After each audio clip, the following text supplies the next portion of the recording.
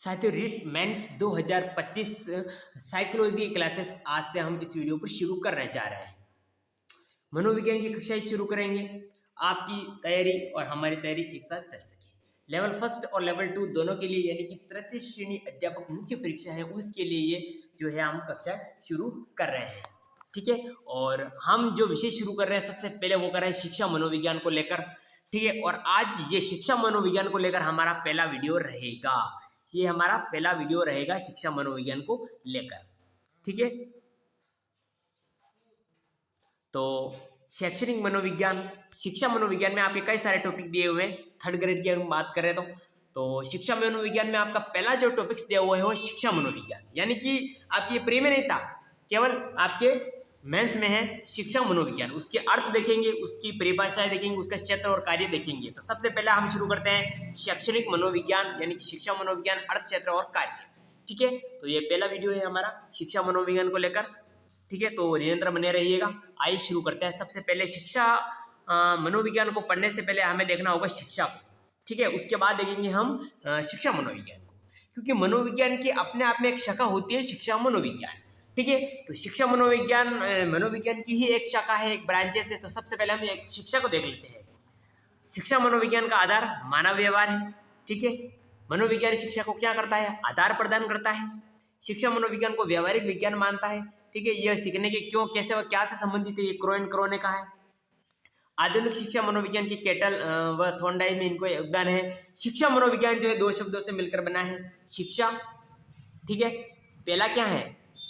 दो शब्दों से मिलकर बना है। कौन कौन सा शब्द है? वो है शिक्षा और दूसरा है मनोविज्ञान। ठीक है, तो सबसे पहले हम देखेंगे शिक्षा को, फिर देखेंगे आपकी शिक्षा मनोविज्ञान को। मनोविज्ञान को नहीं देखेंगे, सीधा हम देखेंगे शिक्षा मनोविज्ञान को, क्योंकि आपके टॉपिक्स दिया हुआ है शिक्षा मनोविज्ञान, ना कि केवल मनोविज्ञान। ठीक है, क्योंकि मनोविज्ञान भी अपने आप में अलग चीज है और शिक्षा मनोविज्ञान की एक शाखा होती है शिक्षा मनोविज्ञान। ठीक, तो हम शिक्षा को पढ़ रहे हैं, यानी हम टीचर की पढ़ाई कर रहे हैं, तो हम शिक्षा मनोविज्ञान को पढ़ेंगे, ना कि मनोविज्ञान को। ठीक है, दो शब्दों से मिलकर बना है। शिक्षा व्यक्तिकरण व सामाजिकरण की प्रक्रिया है जिसमें सर्वांगीण विकास पर बल दिया जाता है, ये क्रो ने कहा है। शिक्षा शब्द की उत्पत्ति शिक्ष तत्व से हुई है, जिसका अर्थ होता है सीखना, और इसकी उत्पत्ति जो है वो एडुकेटम से हुई है। किससे हुई है? एडुकेटम से मिलकर बना है एजुकेशन। तो एडुकेटम से मिलकर बना है, जो कि आपके लैटिन भाषा का शब्द है। ठीक है, अब एडुकेटम का मतलब कैसे होता है? एडुकेयर का मतलब होता है, एडुसियर का मतलब क्या होता है? तीनों को अलग अलग मतलब है, तीनों को अलग कैसे हम याद करेंगे? इसमें देखिए एडुकेटम, केटम में फीलिंग आ रही केट, केट का मतलब क्या होता है? बिल्ली। बिल्ली को हम क्या करते हैं? बाहर निकालते हैं, तो अंदर से बाहर निकालना एडुकेटम। एडुकेयर, केयर का मतलब है करियर, करियर की फीलिंग आ रही। करियर का मतलब होता है आगे बढ़ना, प्रशिक्षित करना, तो ये एडुकेयर का मतलब होता है आगे बढ़ाना, प्रशिक्षित करना। एडुसियर, सियर सियर विकसित। ठीक है, तो विकसित करना। तो एडुकेटम का मतलब होता है अंदर से बाहर निकालना, एडुकेयर का मतलब होता है आगे बढ़ाना है, प्रशिक्षित करना, और एडुसियर का मतलब होता है विकसित करना। ये सारी चीजें यहाँ पे आ जाती है। ठीक है, अब देखते हैं हम सीखने के तत्व। देखिए, सीखने के 3 तत्व होते हैं, ये बताए हैं आपकी जॉन डीवी ने, और सीखने के 2 तत्व होते हैं, ये बताए हैं जॉन एडम्स ने। ठीक है, तो सीखने के 3 तत्व अगर हम बात करें तो जॉन डीवी ने बताए हैं, सीखने के 2 तत्व बताए हैं आपकी जॉन एडम्स ने। तो सबसे पहले हम देखते हैं सीखने के 3 तत्व जॉन डीवी ने बताए हैं। इनकी पुस्तक का नाम था शिक्षा तथा समाज, और इन्होंने शिक्षा के 3 तत्व बताए। तो शिक्षा को त्रिमार्गीय प्रक्रिया कहा है, द्विमार्गीय प्रक्रिया जॉन एडम्स ने कहा है शिक्षा को, और त्रिमार्गीय प्रक्रिया जॉन डीवी ने कहा है। ठीक है, तो त्रिमार्गीय प्रक्रिया किसको कहा जाता है? शिक्षा को कहा जाता है। किसने कहा? जॉन डीवी ने कहा। किसमें कहा? शिक्षा तथा समाज में कहा। इनकी एक पुस्तक थी उसमें कहा है। तो जॉन एडम्स ने जॉन डीवी ने 3 तत्व बताए हैं, 3 मार्ग बताए हैं। वो कौन कौन से हैं? एक तो होता है शिक्षक, एक तो होता है शिक्षक, दूसरा होता है आपके बालक, और तीसरा होता है पाठ्यक्रम सिलेबस, इन दोनों के बीच में। ठीक है, ये प्रथम शिक्षाविद थे, प्रथम बाल केंद्रित शिक्षा की अवधारणा दी, और प्रगतिशील शिक्षा की अवधारणा आपके जॉन डीवी ने दी। ठीक है, आप देखते हैं शिक्षा के जो है तत्व हैं 2 तत्व।